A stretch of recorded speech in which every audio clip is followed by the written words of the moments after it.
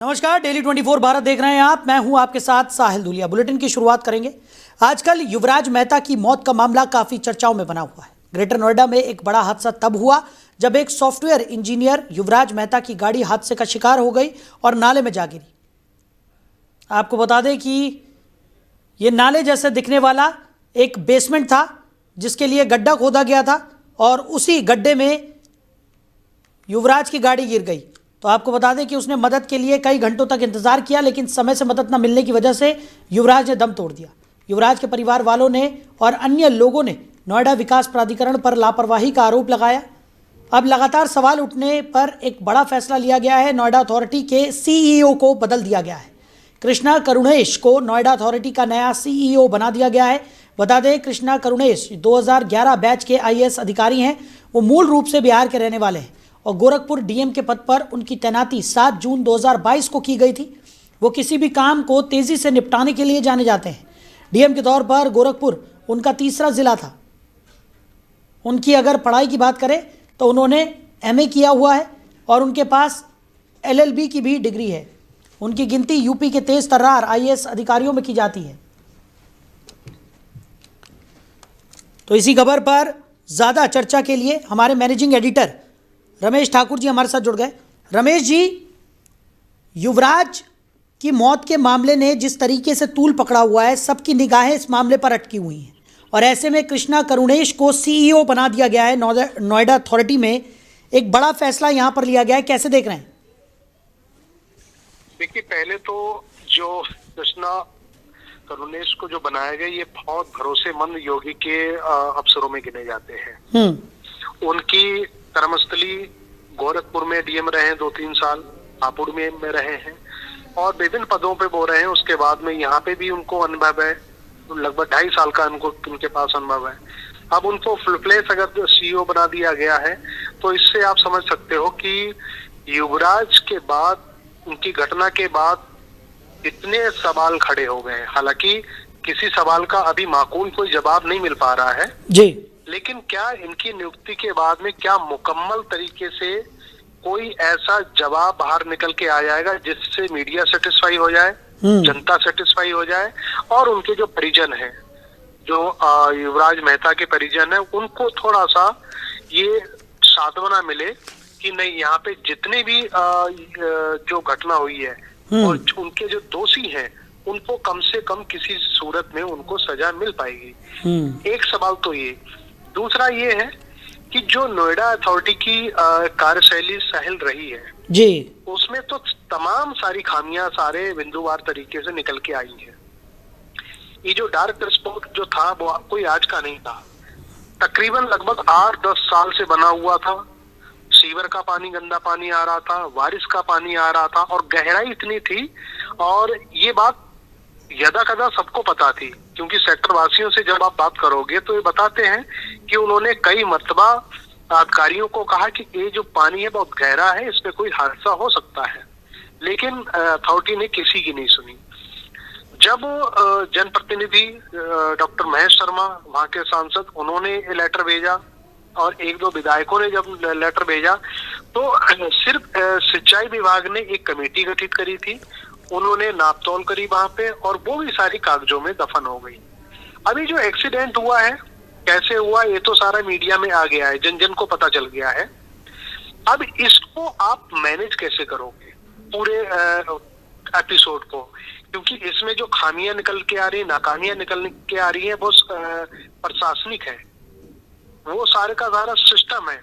क्या सिस्टम में कोई ऐसा व्यक्ति है जिसकी अकाउंटेबिलिटी यहाँ पे बन सके? सीईओ को हटा देना, उनके जगह नई नियुक्ति कर देना, मुझे लगता है ये कोई हल नहीं है, कोई विकल्प नहीं है। लेकिन इसका जवाब जो मांग रहे हैं, जो जवाब खड़े हो गए हैं, उनको उनके जवाब तो मिलना बहुत जरूरी हो जाएगा। लेकिन ठीक है, अब नए अधिकारी जो आ गए हैं वो तो अथॉरिटी की कार्यशैली को देखेंगे, कहाँ गलतियां हैं, कहाँ नए व्यक्ति के ऊपर आप कोई जिम्मेदारी नहीं दे सकते हो। पिछली जो अभी तक हुई है वो तो आगे कैसे चलाएंगे उसी को वो एडमिट करेंगे और उसी को वो आगे को चलाएंगे। लेकिन जो पीछे हो गया, जो रायता इतना फैल गया है, उसको कैसे समेटा जाएगा? क्या जो मेरिट आईजी के नेतृत्व में जो कमेटी बनी हुई है, क्या वो ये बताने में सक्षम रहेगी कि फला अधिकारी की गलती है, इनको नापा जाए? जी रमेश जी, लेकिन यहाँ पर जिस तरीके से आपने भी जिक्र किया, नोएडा अथॉरिटी जो है, नोएडा प्राधिकरण की हम बात कर रहे हैं, वो हमेशा से अपने भ्रष्टाचार को लेकर चर्चाओं में रहा है। इससे पहले भी कई अनियमितताएं उनकी कार्यशैली में यहाँ पर देखने को मिली। हालांकि जब से योगी आदित्यनाथ की सरकार आई है, जीरो टॉलरेंस की नीति के तहत कार्य हो रहे हैं और पुरानी गलतियों को यहाँ पर सुधारने की पुरजोर कोशिश भी की जा रही है। अधिकारियों को भी यहाँ पर सख्त निर्देश दिए गए हैं कि किसी भी तरह की लापरवाही यहाँ पर नहीं बरती जाएगी, लेकिन समय लगता है इन चीज़ों को सुधारने में, और वही योगी सरकार करती हुई भी नजर आ रही है। और शायद यही वजह है कि नए CEO कृष्णा करुणेश की नियुक्ति यहाँ पर कर दी गई है, और उम्मीद जताई जा रही है कि इस मामले में और आने वाले नोएडा अथॉरिटी के जो बाकी के मामले होंगे उनमें भी त्वरित कार्रवाई यहाँ पर होती हुई नजर आएगी। और इस पूरे मामले की अगर हम बात करें तो लापरवाही ही बार बार उजागर हो रही है। ऐसे में जो लापरवाह अधिकारी हैं उनके खिलाफ यहाँ पर बड़ी कार्रवाई करके एक नज़ीर कायम करनी होगी, ताकि नोएडा अथॉरिटी की जो बिगड़ी हुई छवि है उसको यहाँ पर सुधारा जा सके। देखिए, अभी आपने कहा कि जो कार्रवाई हो रही है उसका सिर्फ और सिर्फ यही है कि इस समय जो सरकार है, योगी महाराज की सरकार है, वो बख्शेगी तो नहीं किसी को। वो सिर्फ और सिर्फ इंतजार SIT की फाइनल रिपोर्ट का कर रहे हैं। जो जितनी जांच कमेटियां बैठी हुई हैं उनकी कर रहे हैं। वो नाप देंगे, किसी को वो छोड़ेंगे नहीं। इतनी तो आपको और जनता उम्मीद लगाए बैठी हुई है कि इनके राज्य में न्याय होगा, अन्याय तो नहीं होगा। अब जो हो गया है उसको तो देखो भगवान भी पूरा नहीं कर सकते हैं। जिस तरीके से घटना हुई है, बहुत दुखद घटना है, उसको पूरा नहीं किया जा सकता। लेकिन वो किन कारणों से हुई है, उनकी बिंदुवार तरीके से ये कान पकड़ के बाहर निकाल के जरूर लाएंगे। और जो बात आपने कही प्राधिकरण में जितनी अनियमितताएं हैं, मैं अनियमितताएं को नहीं कहूंगा, मैं कहूंगा इतना भ्रष्टाचार फैला हुआ है यहाँ पे जिसका कोई मतलब हिसाब नहीं है। यहाँ पे छोटे से लेके बड़ा सा बिल्डर, किसी के पास जो भी छोटा मोटा जो टेंडर है, वो मानक के खिलाफ जाके काम करता है। अगर ये सारी की सारी जो मास्टर प्लान में बना हुआ है और जो एक डेडलाइन दी हुई थी, इस नाले को भरा जाए, इसको पाट के बराबर करा जाए, वो तो किसी ने करा ही नहीं। अब ये देखा जाएगा कि पिछले 7-8 साल में ये कौन सा ऐसा अधिकारी था जिसके जमाने में ये अलाउड हुआ था, ये जगह अलाउड की गई थी जी। और ये जगह कागजों में आखिरकार है किसके लिए? क्या बेसमेंट के लिए है, पौधाकरण के लिए है, या किसके लिए? अगर वो सामने निकल के आया और वो अभी तक नहीं हुआ है, तो मुझे लग रहा पिछले अधिकारी भी इसमें शिकार जरूर बनेंगे जी। चलिए रमेश जी, हमारे साथ जुड़ने के लिए, इस तमाम चर्चा के लिए आपका बहुत शुक्रिया। तो गोरखपुर के DMB कृष्णा करुणेश रह चुके हैं। युवराज केस में बड़ा फैसला यहाँ पर लिया गया है। कृष्णा करुणेश को CEO नियुक्त कर दिया गया है। नोएडा प्राधिकरण के CEO कृष्णा करुणेश नियुक्त किए गए हैं। वहीं प्रधानमंत्री नरेंद्र मोदी ने रोजगार मेला कार्यक्रम के तहत देश भर के 61,000 से ज्यादा युवाओं को नियुक्ति पत्र बांटे। यह 18वां रोजगार मेला है जो देश के 45 स्थानों पर आयोजित किया गया। इन भर्तियों के जरिए केंद्र सरकार के विभिन्न मंत्रालयों और विभागों में युवाओं को नौकरी दी जा रही है। कार्यक्रम को संबोधित करते हुए प्रधानमंत्री मोदी ने कहा कि भारत की क्रिएटर इकोनॉमी बहुत तेजी से बढ़ रही है, जिससे युवाओं के लिए नए अवसर पैदा हो रहे हैं। उन्होंने कहा कि आज भारत पर दुनिया का भरोसा बढ़ा है और इसी वजह से युवाओं के लिए रोजगार की नई संभावनाएं बन रही हैं। प्रधानमंत्री ने बताया कि भारत दुनिया की इकलौती बड़ी अर्थव्यवस्था है जिसने एक दशक में अपनी GDP दोगुनी की है। पहले के मुकाबले अब 2.5 गुना से ज़्यादा विदेशी निवेश भारत में आ रहा है और इसका सीधा फायदा युवाओं को रोजगार के रूप में मिल रहा है। प्रधानमंत्री मोदी ने नवनियुक्त युवाओं से कहा कि पिछले 5 से 7 साल में जब भी उन्हें सरकारी दफ्तरों या व्यवस्था से परेशानी हुई हो, उनकी जिम्मेदारी है कि वो अपने कार्यकाल में ऐसी दिक्कतें किसी और को न झेलनी पड़े। उन्होंने कहा कि सरकार का हिस्सा बनकर हर कर्मचारी को अपने स्तर पर छोटे छोटे सुधार सुनिश्चित करने होंगे। साल 2026 का आरंभ आपके जीवन में नई खुशियों का आरंभ कर रहा है। इसके साथ ही जब बसंत पंचमी कल ही गई है, तो आपके जीवन में भी ये नई वसंत का आरंभ हो रहा है। आपको ये समय संविधान के प्रति अपने दायित्वों से भी जोड़ रहा है। संयोग से इस समय देश में गणतंत्र का महापर्व चल रहा है। कल 23 जनवरी को हमने नेताजी सुभाष की जयंती पर पराक्रम दिवस मनाया और अब कल 25 जनवरी को राष्ट्रीय मतदाता दिवस है। फिर उसके बाद 26 जनवरी को गणतंत्र दिवस है। आज का दिन भी विशेष है। आज के ही दिन हमारे संविधान ने जन गण मन को राष्ट्रीय गान और वंदे मातरम को राष्ट्रीय गीत के रूप में अपनाया था। साल 2 चलिए आगे बढ़ते हैं। राष्ट्रपति द्रौपदी मुर्मू नई दिल्ली में आपको बता दें कि 16वें राष्ट्रीय मतदाता दिवस कार्यक्रम की अध्यक्षता करेंगी। आपको बता दें कि देश की राजधानी दिल्ली में कल भारत निर्वाचन आयोग की ओर से मतदाता दिवस कार्यक्रम का आयोजन किया जा रहा है। भारत निर्वाचन आयोग की ओर से आयोजित मतदाता दिवस कार्यक्रम की इस साल की थीम मेरा भारत मेरा वोट है, जिसके टैगलाइन है citizen at the heart of Indian democracy. तो कार्यक्रम में राष्ट्रपति के साथ साथ केंद्रीय कानून और न्याय राज्य मंत्री अर्जुन राम मेघवाल सम्मानित अतिथि के तौर पर इस मौके पर मौजूद रहेंगे। मुख्य चुनाव आयुक्त ज्ञानेश कुमार, चुनाव आयुक्त डॉक्टर सुखबीर सिंह संधू और डॉक्टर विवेक जोशी के साथ इस कार्यक्रम का नेतृत्व किया जाएगा। उधर केंद्रीय गृह मंत्री अमित शाह उत्तर प्रदेश स्थापना दिवस समारोह के लिए लखनऊ पहुंचे। मुख्यमंत्री योगी आदित्यनाथ ने उनका स्वागत किया। केंद्रीय गृह मंत्री अमित शाह और उत्तर प्रदेश के मुख्यमंत्री योगी आदित्यनाथ उत्तर प्रदेश स्थापना दिवस 2026 समारोह कार्यक्रम में शामिल हुए। सीएम योगी ने कहा कि उत्तर प्रदेश की इस भूमि पर भगवान राम की जन्मभूमि अयोध्या है और श्री कृष्ण की जन्मभूमि मथुरा वृंदावन भी है। आज उत्तर प्रदेश तेजी से $1 ट्रिलियन की अर्थव्यवस्था बनने के लिए आगे बढ़ रहा है। उत्तर प्रदेश जल्द ही 21 हवाई अड्डों वाला प्रदेश बनने की राह पर है। लखनऊ, वाराणसी और अयोध्या जैसे एयरपोर्ट दुनिया के लिए हमारे द्वार खोल रहे हैं।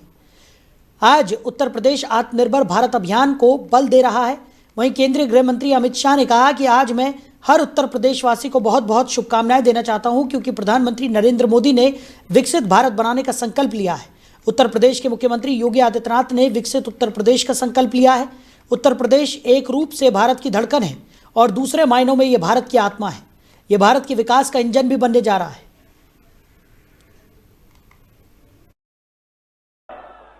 आज के इस गौरवमयी कार्यक्रम में मंच पर उपस्थित उत्तर प्रदेश के लोकप्रिय मुख्यमंत्री श्रीमान योगी आदित्यनाथ जी, भारतीय जनता पार्टी के प्रदेश अध्यक्ष और केंद्रीय मंत्री श्रीमान पंकज चौधरी जी, हमारे दोनों उप मुख्यमंत्री केशव प्रसाद मौर्य जी, ब्रिजेश पाठक जी, लखनऊ की महापौर, मंच पर बैठे हुए सभी चुने हुए प्रतिनिधि और आज इस कार्यक्रम में उत्तर प्रदेश भर से आए हुए सारे भाइयों बहनों का मेरा प्रणाम और राम राम। मित्रों, आज सबसे पहले देश, दुनिया और उत्तर प्रदेश, इसमें रहने वाले हर उत्तर प्रदेशवासी को मैं बहुत बहुत अभिनंदन देना चाहता हूं और साथ में अनंत अनंत शुभकामनाएं भी देना चाहता हूं, क्योंकि मोदी जी ने एक संकल्प किया है विकसित भारत बनाने का, और योगी जी के नेतृत्व में हमारी डबल इंजन सरकार ने भी यहां संकल्प किया है विकसित उत्तर प्रदेश बनाने का। तो हम सब आज के दिन इस संकल्प को दोहराते हैं कि जब 15 अगस्त 2047 को देश की आजादी की सती मनाई जाएगी, हमारा उत्तर प्रदेश पूर्ण विकसित प्रदेश बनकर विकसित भारत का एक अहम राज्य बनेगा। वहीं समाजवादी पार्टी प्रमुख अखिलेश यादव ने एक बार फिर एसआईआर को लेकर बयान दिया है और चुनाव आयोग पर सीधा हमला बोला है। उन्होंने कहा कि हमसे कहा गया था कि एसआईआर के बाद मतदाता सूची में कोई असर नहीं छूट पड़ेगा। हमने उपचुनाव में देखा था कि उपचुनाव में वोट टूटा गया था। चुनाव आयोग ने कहा था कि सीसीटीवी फुटेज किसी भी राजनीतिक दल को नहीं दी जाएगी। एसआईआर रिवीजन के माध्यम से भी कई किस्म की साजिश की जा रही है। हम सभी जानते हैं कि इन्होंने बीएलओ की ट्रेनिंग कैसे कराई थी। कई बीएलओ की जान चली गई। इससे पहले समाजवादी पार्टी के राष्ट्रीय अध्यक्ष ने कहा कि बीजेपी चुनावी रोल में धांधली करना चाहती है और एसआईआर प्रक्रिया एनआरसी जैसी ही है। उन्होंने कहा कि लोकतंत्र को बचाने की लड़ाई जारी है और समाजवादी पार्टी के नेताओं और कार्यकर्ताओं को सतर्क रहना चाहिए। केंद्रीय चुनाव आयोग की वोटर लिस्ट और राज्य चुनाव आयोग की वोटर लिस्ट में 4 करोड़ वोटों का अंतर है। अब उन्हें बताना चाहिए कि कौन सी लिस्ट सही है। उन्होंने पार्टी कार्यकर्ताओं से सवाल करते हुए कहा कि 2027 के विधानसभा चुनाव 2024 के लोकसभा चुनाव की तरह ही लड़ने होंगे। कि एसआईआर लगातार और एसआईआर से जुड़ी हुई खबरें लगातार हम लोगों को सुनने को मिल रही हैं। एसआईआर का जो मूल मकसद था और जो हम लोगों ने पहले दिन जब अनाउंस हुआ है एसआईआर, जो प्रेस कॉन्फ्रेंस की गई, वो यही कहा गया था कि एसआईआर के बाद वोटर लिस्ट में कोई भी कमी नहीं छूटेगी। 4 नवंबर 2025 को एसआईआर की घोषणा के समय मतदाता सूची को शुद्ध, समावेशी बनाने की बात कही गई थी। और इधर हम लोगों को देखने को मिला कि जो टर्म्स यूज कर रहा था इलेक्शन कमीशन के मैपिंग या टेक्नोलॉजी का सहारा लेकर के, वो वोटर लिस्ट को एकदम ठीक बनाएंगे और कोई भी वोटर छूटेगा नहीं। लेकिन देखने को मिल रहा है, मैं एक ओवरऑल केवल एक कॉन्स्टिट्यूंसी का बताना चाहता हूं, ओवरऑल एक कॉन्स्टिट्यूंसी का केवल। अभी अगर एक कॉन्स्टिट्यूंसी में ये चीजें देखने को मिल रही हैं तो सोचिए पूरे प्रदेश में, और जिस तरह की तैयारी है इनकी अधिकारियों के माध्यम से, क्योंकि सरकार अधिकारियों से मिलकर के। उधर पूर्व मंत्री नसीमुद्दीन सिद्दीकी ने अपने साथियों सहित कांग्रेस से इस्तीफा दिया। अपने बयान में उन्होंने कहा कि वो कांग्रेस में अपने सभी साथियों के साथ इसलिए शामिल हुए थे कि जातिवाद और सांप्रदायवाद के साथ हो रहे अन्याय की लड़ाई लड़ी जा सके, लेकिन कांग्रेस में ये लड़ाई नहीं लड़ पा रहा हूं, इसलिए इस्तीफा दे दिया है। उन्होंने कहा कि जल्द ही नई शुरुआत की जाएगी। नसीमुद्दीन सिद्दीकी ने कहा कि कांग्रेस के किसी भी पदाधिकारी से कोई शिकायत नहीं है, लेकिन जिस काम के लिए वो पार्टी में आए थे वो नहीं हो पा रहा है। उन्होंने कहा कि उनके साथ इस्तीफा देने वाले सभी लोगों से मशवरा किया जा रहा है। जिस तरफ सहमति बनेगी उसी दल के साथ मिलकर आगे जनता की लड़ाई लड़ी जाएगी। पूर्व मंत्री के साथ करीब 72 अन्य लोगों ने पार्टी छोड़ दी है। इनमें करीब 2 दर्जन पूर्व विधायक भी शामिल हैं। वहीं तिरुवनंतपुरम नगर निगम ने भारतीय जनता पार्टी यानी कि बीजेपी पर 19.7 लाख रुपए का जुर्माना लगाया है। ये जुर्माना प्रधानमंत्री नरेंद्र मोदी के केरल दौरे के दौरान शहर में फुटपाथों पर फ्लैक्स बोर्ड लगाने पर लगाया गया है। बोर्ड लगाने से क्षेत्र के लोगों को परेशानियों का सामना करना पड़ा था। तिरुवनंतपुरम नगर निगम के सचिव की शिकायत के बाद कंटोनमेंट पुलिस ने देर रात बीजेपी जिला अध्यक्ष कर्मना जयन के खिलाफ मामला दर्ज किया। दिसंबर में हुए नगर निगम चुनाव में तिरुवनंतपुरम में बीजेपी ने 50 सीटें जीती थी। इसके बाद 26 दिसंबर को बीजेपी के वीवी राजेश को यहां का मेयर बनाया गया था। एफआईआर में केरल हाई कोर्ट के कई आदेशों और स्थानीय स्वशासन विभाग द्वारा जारी निर्देशों का उल्लंघन का आरोप है। इसमें कहा गया कि बीजेपी जिला समिति ने प्रधानमंत्री के दौरे के हिस्से के रूप में फुटपाथों पर फ्लैक्स बोर्ड लगाए। इससे पलियम जंक्शन से पुलिमुडु जंक्शन तक जनता को असुविधा हुई। भारतीय न्याय संहिता बीएनएस की धारा 223 और 285 और केरल पुलिस अधिनियम की धारा 120B के तहत मामला दर्ज किया गया। वहीं कमाल आर खान को मुंबई पुलिस ने ओशिवारा फायरिंग केस में गिरफ्तार कर लिया है। गिरफ्तारी के बाद उन्हें कोर्ट में पेश किया गया, जहां से उन्हें 27 जनवरी तक के लिए पुलिस कस्टडी में भेज दिया गया है। 18 जनवरी के दिन actor, social media celebrity KRK यानी कि कमाल रशीद खान को मुंबई के ओशिवारा अंधेरी स्थित एक रिहायशी इमारत पर 4 राउंड फायरिंग करने के आरोप में हिरासत में लिया गया था। अधिकारियों के अनुसार लेखक निर्देशक नीरज कुमार मिश्रा उसी इमारत के सेकंड फ्लोर पर रहते हैं, जबकि मॉडल प्रतीक वैद चौथे फ्लोर पर रहते हैं। शुरुआत में ये पता नहीं चल पाया था कि गोलियां किसने चलाई, लेकिन अब जांच में खुलासा हुआ है कि ये गोलियां KRK ने ही चलाई थी। अब एक्टर को गिरफ्तार किया जा चुका है। ओशिवारा फायरिंग मामले में मुंबई पुलिस ने एक्टर और डायरेक्टर कमाल आर खान उर्फ KRK को डिटेन कर लिया था। मुंबई पुलिस की टीम ने KRK से पूछताछ की। KRK ने कबूल कर लिया है कि फायरिंग उन्हीं की लाइसेंसी बंदूक से उन्होंने ही की थी। वहीं अमेरिका ने खुद को विश्व स्वास्थ्य संगठन यानी WHO से अलग कर लिया है। अमेरिकी स्वास्थ्य और विदेश विभाग ने बयान जारी कर इस बात का ऐलान कर दिया है कि अमेरिका अब आधिकारिक तौर पर WHO का सदस्य नहीं है। जिनेवा स्थित WHO मुख्यालय के बाहर से अमेरिका का झंडा भी अब हटा दिया गया है। अमेरिका ने कहा है कि हम WHO के साथ सीमित स्तर पर काम करेंगे ताकि इस संगठन से अलग होने की प्रक्रिया को पूरा किया जा सके। अमेरिकी स्वास्थ्य विभाग के एक वरिष्ठ अधिकारी ने कहा कि पर्यवेक्षक के तौर पर शामिल होने की भी हमारी कोई योजना नहीं है और ना ही दोबारा इसमें शामिल होने की।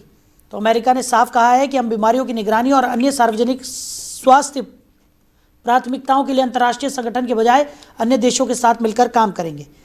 तो खबर पर ज़्यादा चर्चा के लिए हमारे मैनेजिंग एडिटर रमेश ठाकुर जी हमारे साथ हैं। रमेश जी, अमेरिका ने WHO से खुद को अलग कर लिया है, कैसे देख रहे हैं, क्या कहेंगे? नहीं, बड़ा अचंभित करने वाला फैसला है, क्योंकि WHO का पहले को काम समझना चाहिए। उनका काम क्या है? वो सारी मानवीय बीमारियों से लड़ने के लिए और उनके स्वास्थ्य के लिए किस तरीके की चीजें होनी चाहिए, जब सरकारें अपना नजरिया हटा लेती हैं, दिमाग हटा लेती हैं, तो WHO ही आगे आता है जी। कोरोना काल में जो हमने WHO की भूमिका जो देखी सराहनीय रही, वो उसको कोई नकार नहीं सकता है। अब HIV पीड़ितों में अगर बात करो ना, तो अमेरिका बहुत आगे है जी। HIV पीड़ित सबसे ज्यादा मगर कहूं तो यहाँ ही पाए जाते हैं। तो उनकी देख रेख के लिए अभी बीच में कुछ दिन पहले ये भी फैसला लिया था कि HIV पीड़ित जो कंट्रियां हैं जो यहाँ से सेवाएं जाती हैं अमेरिका से, इन्होंने बंद कर दी। अब उन्होंने WHO से हाथ खींच दिया। WHO का हाथ खींचने का मतलब है कि हमारी हेल्थ पॉलिसी में और हमारी हेल्थ एक्टिविटी में आपका कोई काम नहीं। क्यों काम नहीं है भाई? सरकारी संस्थाएं जो बनती हैं, WHO होता है वो हेल्थ में काम करती है, यूनिसेफ जो होता है वो बच्चों के लिए काम करती है, और यूनेस्को जो है वो अपनी पुरानी धरोहर वगैरह के लिए सब। ये व्यवस्था तो बहुत पहले बन चुकी है ना। अब उस व्यवस्था से खुद को अलग कर देने का मतलब है कि उस संस्था का भी मनोबल गिरना और उनसे जुड़े हुए सदस्य देश जितने भी हैं उनका भी मनोबल टूटता है। तो मुझे लग रहा है ये बहुत अटपटा फैसला है, और अटपटा जिस तरीके से डोनाल्ड ट्रंप पिछले कुछ महीनों से लेते आए हैं, तो उनमें ये भी शामिल है जी। चलिए रमेश जी, हमारे साथ जुड़ने के लिए, इस तमाम चर्चा के लिए आपका बहुत शुक्रिया। तो अमेरिका ने WHO से खुद को अलग कर लिया है। जिनेवा मुख्यालय के बाहर से अपना झंडा भी अमेरिका ने हटा लिया है। तो अमेरिका ने ये बड़ा फैसला लेते हुए खुद को WHO से अलग कर लिया। वहीं अमेरिका के ट्रेजरी सेक्रेटरी स्कॉट बेसेंट ने भारत पर लगाए गए 25% टैरिफ को लेकर बड़ा बयान दिया है। उन्होंने कहा कि भारत पर लगाया गया ये टैरिफ अमेरिका के लिए काफ़ी सफल रहा है।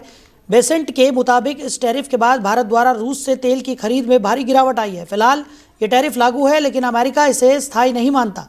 स्कॉट बेसेंट ने संकेत दिया है कि आने वाले समय में भारत पर लगाया गया 25% टैरिफ हटाया भी जा सकता है।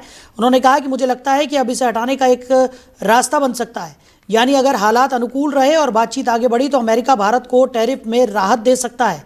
यह बयान ऐसे समय में सामने आया है जब वैश्विक स्तर पर तेल व्यापार और रूस से जुड़े प्रतिबंधों को लेकर लगातार चर्चाएं चल रही है। अमेरिका ने भारत से आने वाले कई सामानों पर फिलहाल कुल मिलाकर 50% तक का टैरिफ लगा रखा है।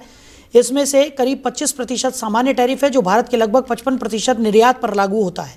इसके अलावा अगस्त 2025 से एक अतिरिक्त 25% ऑयल से जुड़ा पेनल्टी टैरिफ लगाया गया, जो रूस से तेल खरीदने को लेकर भारत पर दबाव बनाने के लिए है। तो अमेरिका में संभावित भीषण और ऐतिहासिक विंटर स्टॉर्म के चलते एयर इंडिया ने न्यूयॉर्क और न्यू जर्सी के नेवार्क से आने वाली अपनी सभी उड़ानें 25 और 26 जनवरी के लिए रद्द कर दी हैं।